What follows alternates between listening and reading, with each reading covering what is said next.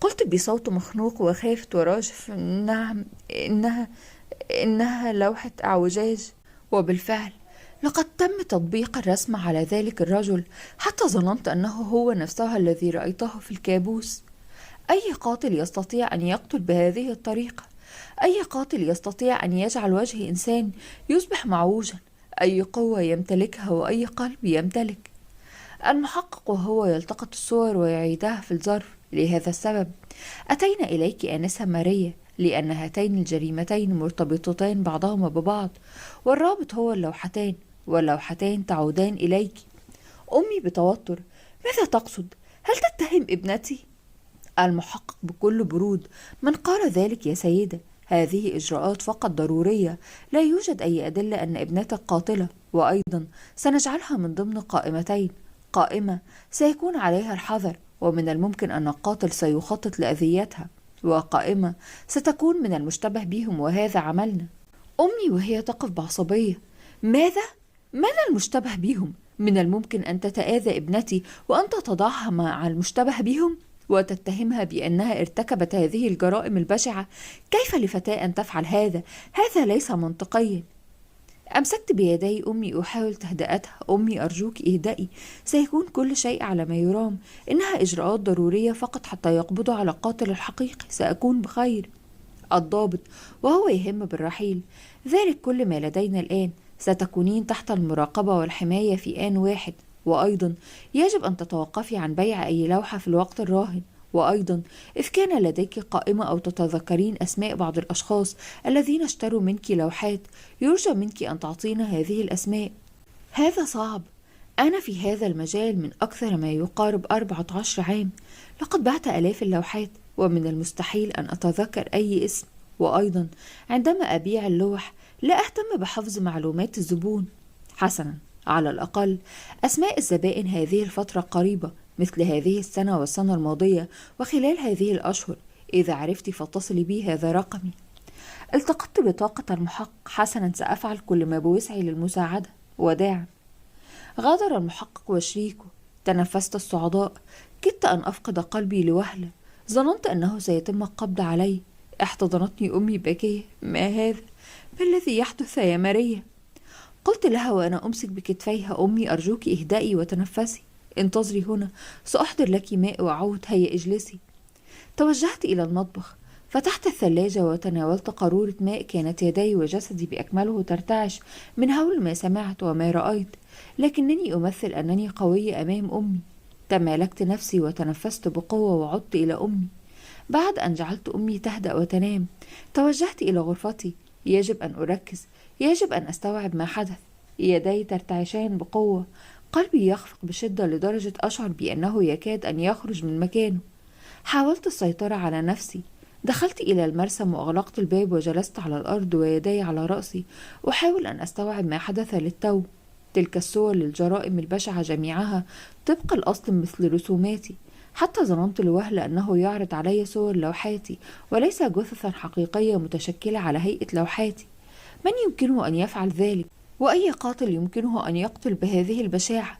أي إنسان يمكنه أن يحول وجه إنسان آخر ويجعله معوجا؟ وكيف فعل ذلك أصلا؟ انقطعت أفكاري وتساؤلاتي عندما سمعت صوت رنين هاتفي. نهضت من مكاني وخرجت من المرسم أبحث عن الهاتف. أسمع صوته، لكن أين هو؟ لقد توقف صوته، هذا يعني أنه انتهى الاتصال. اللعنة، ليس وقت إضاعة الهاتف الآن. أين هو؟ أخرجت هاتفي الخاص بالعمل وقمت بالاتصال منه على هاتفي الشخصي، وبالفعل بدأ بالرنين. بدأت أبحث عنه لكن بدون جدوى. أخيرا استوعبت أن صوت الرنين قادم من المرسم. عدت إلى المرسم. لم يكن المرسم بتلك المساحة الكبيرة، كان صغيرا ومرتبا ونظيفا، أي كل شيء واضح أمام الأعين، ولكن لا أرى الهاتف، أسمع صوته فقط. استمررت بالبحث حتى انتهى الاتصال، وعاودت مرة أخرى الاتصال به. ها هو أسمع صوته فقط دون رؤيته. الرنين يعلو. اقتربت منه أكثر، أسمعه الآن بوضوح. إنه خلف تلك اللوحة.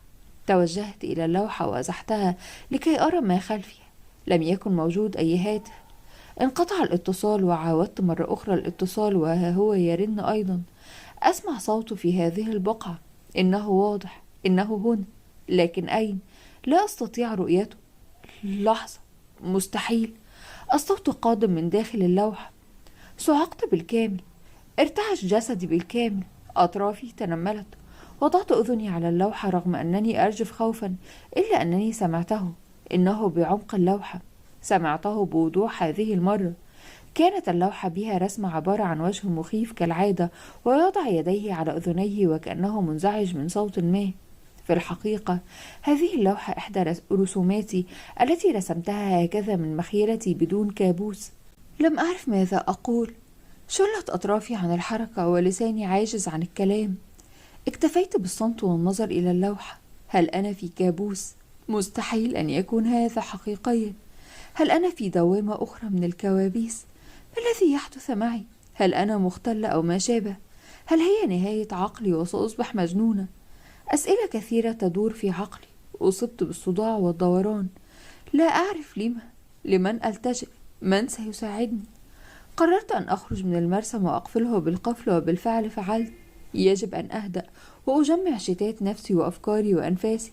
ما يحدث لي يفوق العقل والتفكير والواقع والخيال. هل أخبر المحقق؟ لا بالطبع. لا تجرؤين على ذلك. الشرطة بالذات لا تصدق هذه الأمور الغريبة، وستخمن بسرعة أنني مختلة ومجنونة ولدي كل الأمراض النفسية، وأنني صاحبة الجرائم، وسينتهي الأمر بي في المصحة النفسية للأبد، أو بالحكم بالإعدام، نهاية متوقعة. جلست خلف مكتبي وأنا لا أعرف كيف أتصرف وماذا سأفعل، ومن يستطيع تصديقي ومساعدتي. لذا التقطت جهاز اللابتوب خاصتي وفتحته. أردت أي شيء، أي معلومات. هل سيستطيع السيد جوجل مساعدتي؟ ولكن ماذا أكتب؟ كيف أشرح؟ ما الذي أريده أصلا؟ شعرت بتعب قاسي ونعاس شديد وإرهاق وصداع. هل هذا نوم أم حالة إغماء؟ في كلتا الحالتين أغمضت عيناي ودخلت في ثبات عميق. السلام عليكم. لا تنسوا الإعجاب بالفيديو والاشتراك في القناة تشجيعا لنا لنستمر بنشر المزيد إن شاء الله.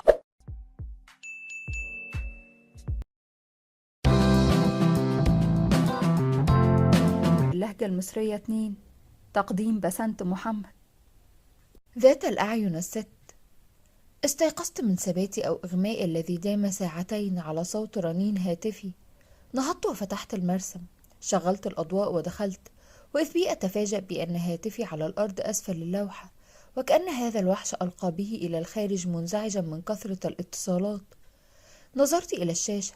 كانت مديرة المعرض الذي أقيم قبل أسبوعين، وعرضت فيه رسوماتي وظهرت ظهوري الأول. قمت بالإجابة: مرحبا ماريا. أهلا سيدة أليس، هل من الممكن أن تأتي للمعرض؟ اندهشت من طلبها لأن الوقت كان متأخرا، وكانت الساعة تقريبا 10 مساء، وأيضا المعرض مغلق الآن. أخبرتها: الآن في هذا الوقت؟ أليس المعرض مغلقا؟ نعم مغلق، ولكن أنا والإدارة موجودون في المكتب. هناك أمر طارئ بخصوص إحدى لوحاتك، والأمر لا يؤجل للغد. ما بها؟ هل تلفت إحدى اللوحات؟ لا أعلم ما الذي أقوله لك، لكن أرجوك تعالي بسرعة. لا أستطيع أن أشرح في الهاتف. يجب أن تري أنت بنفسك. يجب أن نتدارك الوضع، لأن اللوحة قد تم بيعها والمشتري دفع المال، وأنت تعرفين ما أن ينتهي المعرض ستذهب كل لوحة إلى المشتري الخاص بها. حسنا، أنا قادمة الآن. سأصل إليكم في دقائق. حسنا، أنتظرك وشكرا لتفهمك. أغلقت الخط وكنت أفكر بتعجب. ما الذي حدث للوحة إن لم تسرق أو تتلف؟ هل تنقصني المتاعب الآن؟ حتى أنني لم ألحق أن أفكر كيف خرج الهاتف فجأة. الآن يجب أن أفكر بهذه المشكلة. ارتديت ملابس مناسبة للخروج وخرجت بسرعة ركضا. أخذت حقيبتي وهاتفي، وحتى لم أخبر أمي. كانت نائمة والعاملة كذلك. صعدت في سيارتي. كان الجو باردا جدا، الليل المعتم والجو البارد الضبابي. الهدوء يسيطر على الشارع، والسيارات مصطفى بانتظام في جميع الجوانب. هذا يعني أن أغلب الناس في منازلهم بالطبع. رغم ذلك شعرت بأن هناك أحدا يراقبني، لذلك توجهت مسرعة. قدت سيارتي بسرعة كبيرة. لم أهتم بالأنظمة والمخالفات. لم يكن المعرض بعيدا عن منزلي. كان بيننا ما يقارب 25 دقيقة، وبما أن الشوارع فارغة وصلت في 20 دقيقة. نزلت من السيارة بعد أن ركنتها وتوجهت إلى مدخل إدارة المعرض. وجدت المديرة في استقبالي ومعها 2 من الإدارة و2 من حراس الأمن وعامل من المعرض. لوهلة قلت لابد أن اللوحة سرقت. كانت ملامحهم عبارة عن حيرة وصدمة وخوف، ووجوههم شاحبة وكأنهم للتو شاهدوا شخصا ميتا عاد إلى الحياة. وصلت إليهم وأنا أجمع شتات نفسي. مساء الخير سيدة إليز، ماذا حدث في هذا الوقت المتأخر؟ رحبت بي وهي تحاول أن تخفي توترها ورعشتها.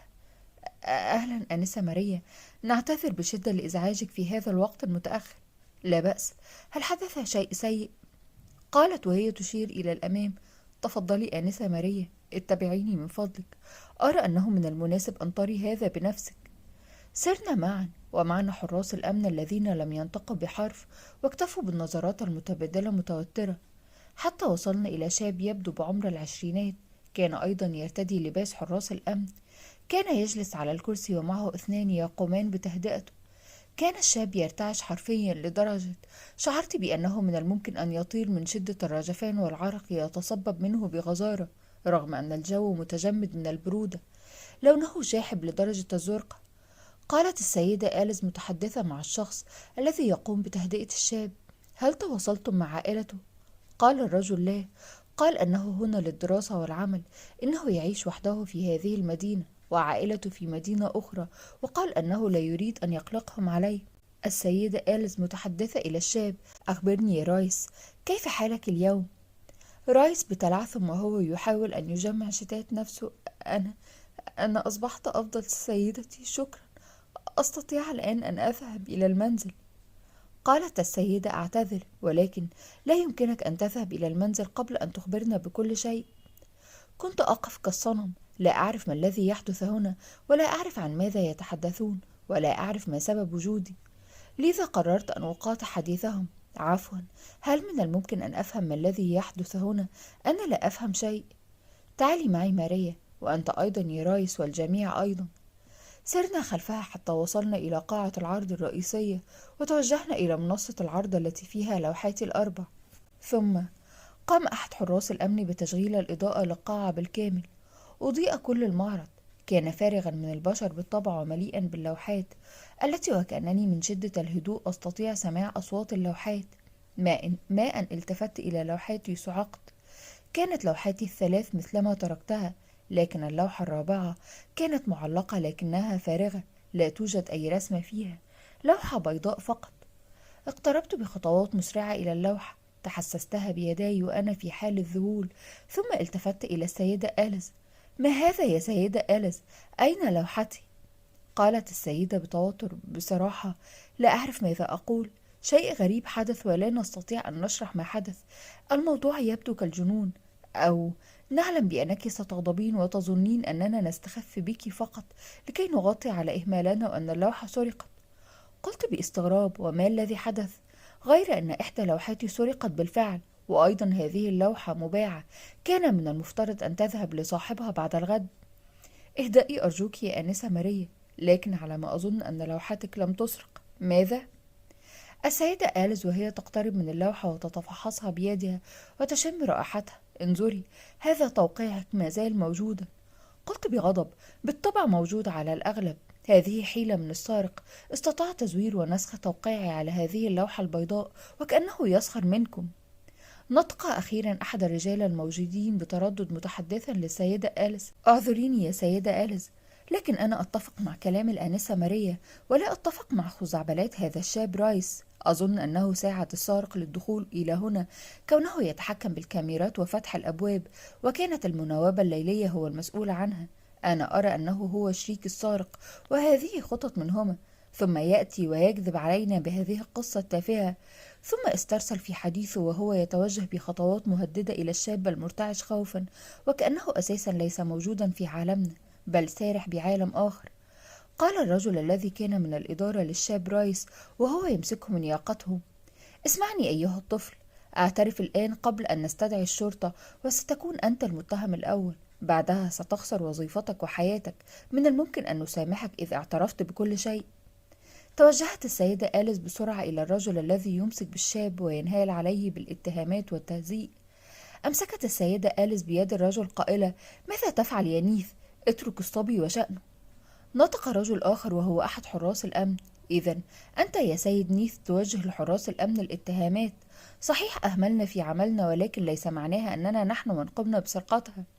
نيث بغضب: هل تحدث أحد معك أيها الغبي، أم أنك تحاول تبرئة نفسك قبل أن تصل الشرطة إلى هنا؟ قال حارس الأمن الثالث: إذن دعونا ننهي الأمر ونتصل بالشرطة فحسب، وهي ستعرف من السارق. نيث بسخرية: بالطبع، وسيقدم هذا الشاب الذي يدعي الجنون خزعبلاته وقصته الخيالية كدليل للشرطة، وبعدها جميعنا سنذهب إلى السجن. شعرت بأنني في متاهة لن أستطيع فهمها أو الخروج منها. بدأ الصداع يتدفق إلى أعماق رأسي. هذا ما كان ينقصني، أن أتوسط في مشاجرة بين إناس لا أعرفهم في الساعة 11 ليلا. أخيرا قاطعتهم بغضب: توقفوا الآن وأوقفوا هذه المسرحية. كما قال ذلك السيد، أنا سأتصل بالشرطة الآن، لأنها هي الوحيدة التي تعرف أن تنهي هذه المهزلة. أخرجت هاتفي من حقيبتي لكي أتصل بالشرطة، وكنت جدية بالفعل، لكن السيدة آليس أمسكت بيدي: أرجوك توقفي واسمعي ما الذي سيقوله هذا الشاب. نيث كالعادة وهو مندفع: آليس، هل جننتي؟ هل ستجعلين صاحبة اللوحة تسمع تلك القصة الخيالية من ذلك الشاب وستصدق؟ نحن سنخسر أعمالنا وسمعتنا وكل شيء، وأنا لست مستعدا لهذا بسبب ذلك الشاب الكاذب. نطق الشاب رايس أخيرا، ولكن كان وضعه يبدو غريبا ومزريا. قال وهو يضع يده على أذنيه: أنا لست كاذبا. لقد رأيت تلك المرأة تخرج. رأيتها تخرج. توجهت إليه وهو يكرر هذه الكلمات حتى وصلت إليه. جلست بجانبه وقلت له هامسة: رأيت من؟ أخبرني أرجوك، سأصدقك. رايس وهو ما زال بالوضعية نفسها: هي خرجت. رأيتها تخرج. أنا وبدأ قلبي ينبض بقوة من شدة الخوف والتوتر. من ومن أين خرجت؟ نطق أخيرا الكلمات التي أتت كالصاعقة على روحي: المرأة التي في اللوحة، المرأة التي كانت مجرد رسمة، قد خرجت من اللوحة تسير، وأنا رأيتها بأم عيني. لديها 6 أعين، وأنا واثق بأنها خرجت. لحظة صمت عمت على الجميع، أولهم أنا. لوحتي التي تقبع فيها امرأة ب6 أعين وفمين وأنفين، أعين مجوفة بيضاء وبعضها سوداء يسيل منها السواد، فم أول طبيعي والآخر فيه كل الشر والبشاعة. تملك ابتسامة بشعة مخيفة وأسنانا بارزة متراكمة، ابتسامة عريضة مع فم مشقوق ومخيط أيضا. بالمختصر، لوحة ذات الوجهين أو ذات الأعين ال6 تحولت إلى حقيقة وخرجت من اللوحة. لو لم تحدث معي كل هذه الأحداث التي ظننت أنها هلاوس، لقلت أن هذا الشاب كاذب، لكن الآن أنا أصدقه. لم يعد هناك شيء مستحيل. كسر نيث الصمت كالعادة: آنسة ماريا، لا تصدقي هذا المجنون. إنه لأمر مضحك أن يقول حديثا كهذا في معرضنا العالمي الذي لطالما لسنوات لم يتعرض لشيء مثل هذه التفاهات. أنا أرى أن تتصلي بالشرطة، أو سأتصل بهم أنا. ما أن رفع نيث هاتفه، انطفأت جميع أضواء المعرض بالكامل وتحول إلى ظلام دامس معتم، لدرجة لم نستطع أن نرى كفوف أيدينا. بدأ الجميع يتوترون. أخرجنا هواتفنا وشغلنا الكشافات. السيدة آليس وهي توجه كشافها يمينا ويسارا: حسنا، اهدأوا، يبدو أنه عطل بالطيارة الآن. دعونا نسير معا لنتوجه إلى المخرج، ونخرج بعدها نكمل حديثنا. نيث وهو يسير: أولا، أي حديث؟ انتهى الحديث. سنخرج الآن وأتصل بالشرطة، وامسكوا بهذا الشاب الكاذب لكي لا يهرب منا في الظلام. فجأة سمعنا صوت ضحكة امرأة قادما من عمق الظلام، يتردد صدى ضحكتها في كل أنحاء المعرض. قفزنا من مكاننا، وبدأ الرعب يتسرب في قلوبنا. السيدة آليس وهي توجه كشافها يمينا ويسارا: هل سمعتم؟ ما هذا؟ حارس الأمن الأول: ما هذا الصوت؟ إنه قادم من ذلك الاتجاه. سنذهب ونتفقد الصوت، وأنتم اخرجوا إلى الخارج. لم أعد مرتاحة للوضع، لذا قلت بتوتر: لا، دعونا نخرج جميعا من هنا، بعدها نتصل بالشرطة. مرة أخرى وبصوت أقوى، ضحكات مدوية في الأرجاء: هل سمعتم الآن؟ نيث، اكتفيت من هذه المزحة والهراء. سأتي إليك وألقنك درسا أيها السارق. أمسكت بنيث وأخبرته: سيد نيث، افهمني، علينا أن نخرج من هنا بسرعة. هل تفهم؟ هذه ليست مزحة، إنها هنا، أخبرتكم أنها هنا. هم رايز بالنهوض والارتعاش وهو يشير في كل الاتجاهات ويصرخ بهذه الكلمات: لم يصدقني أحد، أخبرتكم ما زالت هنا تلك المرأة التي خرجت من اللوحة. قال نيث: هل تغلق فمك الآن؟ سنتوجه إلى المخرج ونخرج جميعا، هيا سيروا خلفي. سرنا بخطوات متسارعة جميعنا الخمس وبمن فيهم أنا السادسة، نسير بسرعة في عمق الظلام، لا نسمع سوى خطواتنا وصوت نبضات قلوبنا وأنفاسنا. بينما ضحكات تلك المرأة ذات الأعين الست، حرفيا توقف عقلي عن التفكير، أو لا يوجد وقت للتفكير عن ماذا حدث أو لماذا كل هذا أو ما الذي يحدث. كنت أركض فقط معهم باتجاه باب الخروج، راجية أن أرى نور الشارع مرة أخرى، لكن توقفت أقدامنا عن السير وتقريبا توقفت قلوبنا عن النبض عندما سمعنا صوت صرخة كانت على وشك أن تفقدنا السمع. لم يعد الأمر تحت السيطرة، الجميع هلع وركض. رايس أولا تركنا إلى عمق الظلام وهو يصرخ: إنها هنا، إنها هنا. صرخنا جميعا نناديه لكن بدون جدوى، اختفى وكأن الظلام ابتلعه.